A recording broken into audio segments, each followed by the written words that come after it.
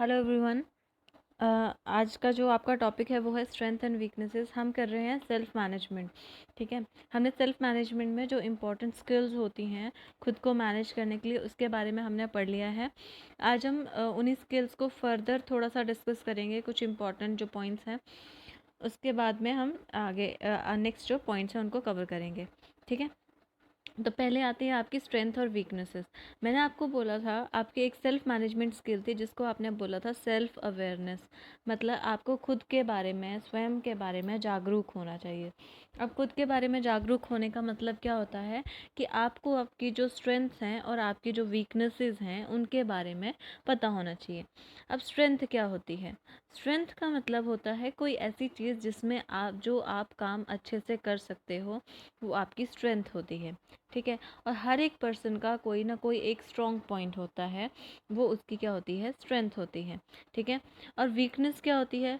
Weakness को आप weakness ना बोल के ऐसे बोल सकते हैं कि वो एरियाज़ जहाँ पे आपको इम्प्रूवमेंट की ज़रूरत है, जहाँ पे आपको काम करने की ज़रूरत है, वो एरियाज़ वो जो होते हैं उनको आप बोलते हैं आपकी वीकनेसेस। अब स्ट्रेंथ और जो वीकनेस है आपको कैसे पता चलेगा? देखो, दो चीज़ें होती हैं अब आपकी होमवर्क की बात करते हैं।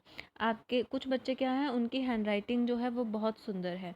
ठीक है, पर वो काम जो है वो जल्दी नहीं ख़त्म कर पाते, वो बहुत स्लो लिखते हैं। तो अगर हैंडराइटिंग सुंदर है तो वो क्या हो गई? आपकी स्ट्रेंथ हो गई। पर आपकी जो स्पीड है वो कम है तो वो क्या हो गई? आपकी वीकनेस हो गई।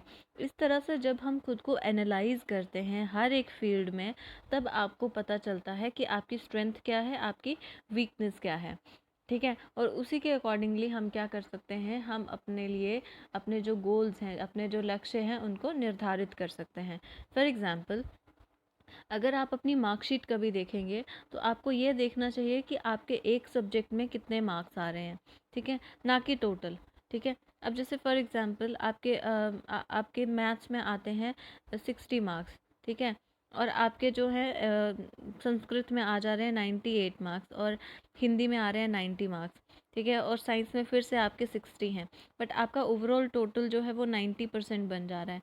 तो आपके जो 90% बने हैं वो साइंस सब्जेक्ट की वजह से नहीं बने, वो किसकी वजह वजह से बने? आपके आर्ट्स के सब्जेक्ट की वजह से। तो आपको वो चीज़ ऑप्ट करनी चाहिए। ऑन द अदर हैंड, अब देखिए, अगर मान लिया आपके साइंस के जो सब्जेक्ट्स होते हैं जैसे मैथ्स है, ठीक है, उसमें आपको इजीली चीज़ें समझ में आती हैं और वहाँ पे एक अच्छा आप स्कोर दे रहे हैं, जबकि जहाँ पे याद करने वाली चीज़ें हैं वहाँ पे आप अच्छा स्कोर नहीं दे पा रहे हैं। ठीक है, then you should go for arts, चाहे sorry you should go for science, क्योंकि वहाँ पे जो आपके स्ट्रॉन्ग सब्जेक्ट्स हैं वहीं पे आपको वहीं पे आप जो है वो अच्छा स्कोर कर पाएंगे। ठीक है, तो आपको इस तरह से खुद को एनालाइज करना है, ऑल ओवर परफॉर्मेंस ना देख के आपने छोटे छोटे एरियाज़ में अपनी स्ट्रेंथ और वीकनेसेस को देखना है ताकि आप इम्प्रूव कर पाएँ। समझ में आया? ठीक है, तो आप अपनी जो स्ट्रेंथ और वीकनेसेस हैं उनको हर एक क्षेत्र में, हर एक एरियाज़ में एनालाइज करना शुरू कीजिए। दूसरों की कमियां निकालने से बेटर है आप खुद की स्ट्रेंथ और वीकनेसेस को देखेंगे, तो आपको ज़्यादा बेनिफिट होगा। ठीक है, दूसरा चाहे आपसे 100% ज़्यादा स्कोर कर ले, आपको ये देखना है कि आपने पिछले सेमेस्टर से इस सेमेस्टर में कितना ज़्यादा स्कोर किया है, कितना आप इम्प्रूव हुए हो। ठीक है, जैसे बहुत से बच्चे होते हैं उनसे हिंदी का पेपर ही नहीं ख़त्म होता है। ठीक है, पर फिर भी वो क्लास के टॉपर हैं, तो आपका टॉपर होने का कोई फ़ायदा नहीं है जब तक आपने इम्प्रूव नहीं किया है। राइट, तो आपको खुद की स्ट्रेंथ और वीकनेसेस देखनी है, ना कि दूसरों की। समझ में आया? नेक्स्ट आता है आपके सेल्फ कॉन्फिडेंस। अब एक हमने स्किल पढ़ी थी सेल्फ कॉन्फिडेंस, जिसको हम बोलते हैं आत्मविश्वास। अब आत्मविश्वास क्या होता है? आत्मविश्वास का मतलब होता है हमें अपनी एबिलिटीज़ पे, अपने जो गुण हैं उनके ऊपर विश्वास होना चाहिए। ठीक है, मान लिया किसी बच्चे की हैंडराइटिंग बहुत सुंदर है, ठीक है, बट क्या है, पर वो अगर हैंडराइटिंग कंपटीशन होता है तो वो उसमें पार्टिसिपेट नहीं करता, क्योंकि उसको भरोसा ही नहीं है कि मैं उसमें अच्छा परफॉर्म कर पाऊँगा। ठीक है, तो क्या होता है, उस बच्चे के अंदर क्या है? सेल्फ कॉन्फिडेंस नहीं है। या कोई बच्चा क्लास में बहुत इंटेलिजेंट है, वो अच्छा स्कोर कर रहा है, फिर भी वो किसी क्विज़ कंपटीशन में पार्टिसिपेट नहीं कर पा रहा है, तो क्या है, उसके अंदर सेल्फ कॉन्फिडेंस की कमी है।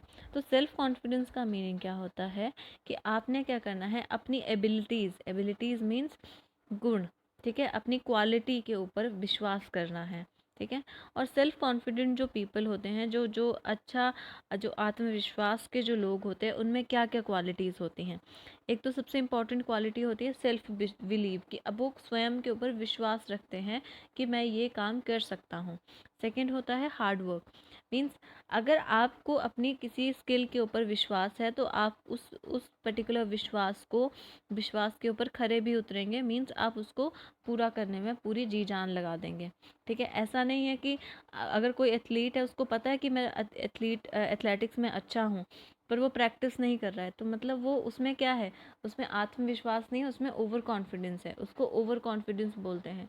बिना हार्ड वर्क के अगर हम कोई भी काम को करने की सोचते हैं, बिना हार्ड वर्क का जो खुद के ऊपर विश्वास होता है, वो उसको सेल्फ कॉन्फिडेंस नहीं बोलते, उसको ओवर कॉन्फिडेंस बोलते हैं। तो आपके अंदर खुद के ऊपर विश्वास तो होना ही चाहिए, बट आपको क्या करना है, उसके साथ में हार्ड वर्क करना है।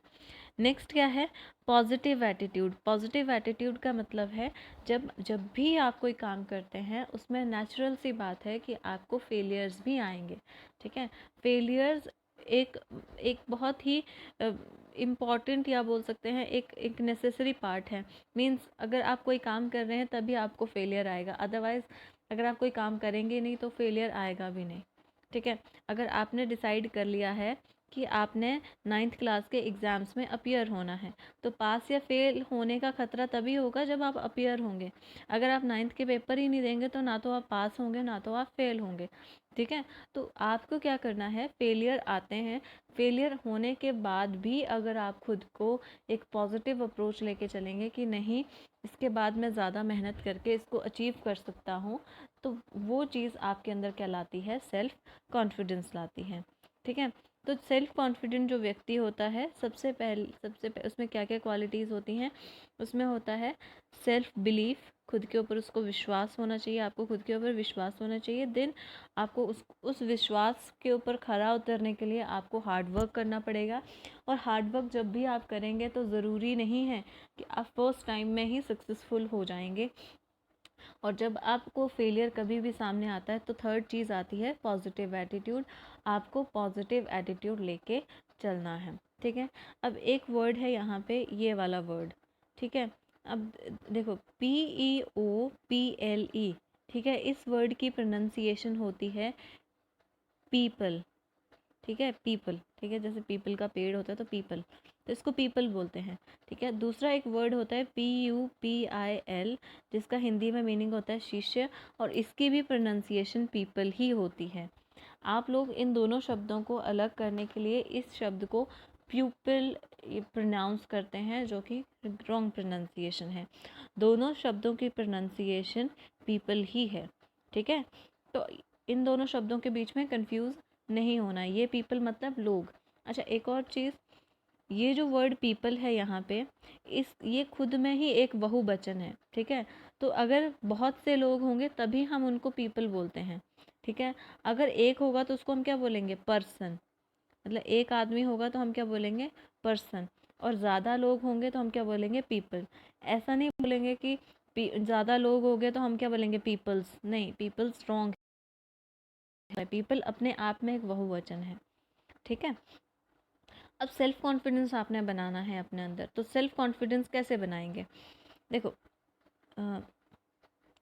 सेल्फ कॉन्फिडेंस बनाने के लिए सबसे पहली चीज़ होती है कि आपको अपनी अचीवमेंट को अप्रिशिएट करना है। आपने छोटी सी भी अचीवमेंट की है, ठीक है, मान लिया आपने पढ़ना शुरू कर दिया, तो आपने ज़्यादा नहीं तो एक सब्जेक्ट का आज होमवर्क कर लिया, तो आपको उसको अचीव करना, आपने उसको अचीव कर लिया तो आपको उसमें खुश होना चाहिए कि मैंने आज ये अचीव कर लिया है, ठीक है।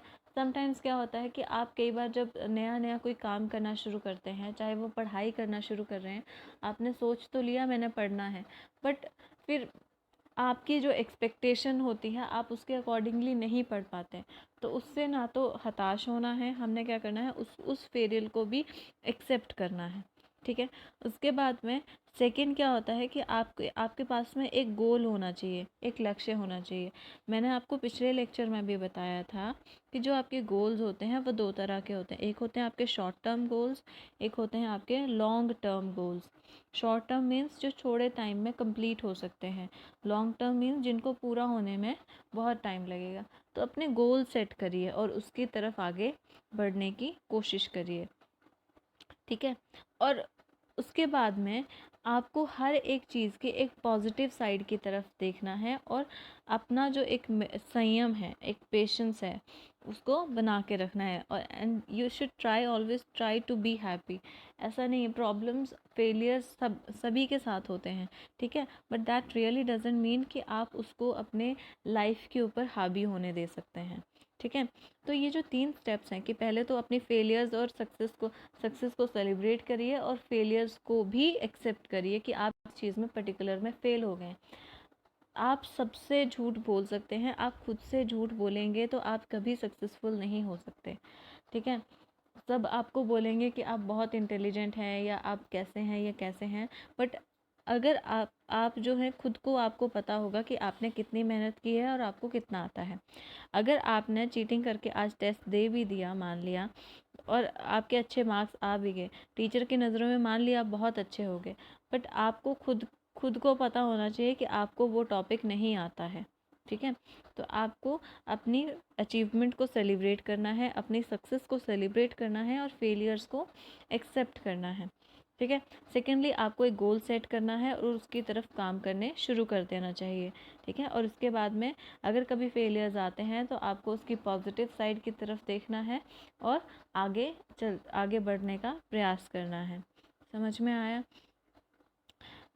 अब ये जो नेक्स्ट है पॉजिटिव थिंकिंग का कंसेप्ट, ये हम नेक्स्ट लेक्चर में करेंगे, ठीक है, क्योंकि थोड़ा सा टॉपिक बचा है। नेक्स्ट लेक्चर में पॉजिटिव थिंकिंग, पर्सनल हाइजीन के बारे में हम करेंगे थोड़ा सा, ठीक है। पॉजिटिव थिंकिंग का अभी ख़त्म कर लेते हैं क्योंकि नेक्स्ट जो पर्सनल हाइजीन का जो कॉन्सेप्ट है वो फिर एक साथ ही करेंगे, ठीक है। सो नेक्स्ट आती है आपकी पॉजिटिव थिंकिंग। अब आपका सेल्फ कॉन्फिडेंस का जो स्किल है, जो सेल्फ कॉन्फिडेंस है, उसके जो 3 स्टेप्स थे वो हमने देख लिए, ठीक है। अब पॉजिटिव थिंकिंग क्या होती है? अब हमने पॉजिटिव थिंकिंग का मतलब होता है कि अगर आपके लाइफ में कोई भी चैलेंज आता है तो पॉजिटिव थिंकिंग से क्या होता है, हम उस चैलेंज को ओवरकम कर सकते हैं, ठीक है। और पॉजिटिव थिंकिंग से क्या होता है कि कभी भी अगर कोई फेलियर आता है या कोई चैलेंज आता है तो उस टाइम में भी हमारे पास में एनर्जी बनी रहती है, ठीक है। आप उस पॉजिटिव थिंकिंग की मदद से आप क्या कर सकते हैं, आपका कोई भी काम है वो आप एनर्जेटिकली कर सकते हैं, ठीक है। और उससे आपके जो भी चैलेंजेस है, जो भी आपकी लाइफ में जो भी चैलेंजेस हैं, उनका जो है आपकी पर्सनल लाइफ पे कोई इम्पैक्ट नहीं होता है। अदरवाइज़ कई बार क्या होता है, कई बार आपकी जो negative think I am so sorry, कई बार जो आपकी नेगेटिव थिंकिंग है, नेगेटिव थिंकिंग से क्या होता है, आपके जो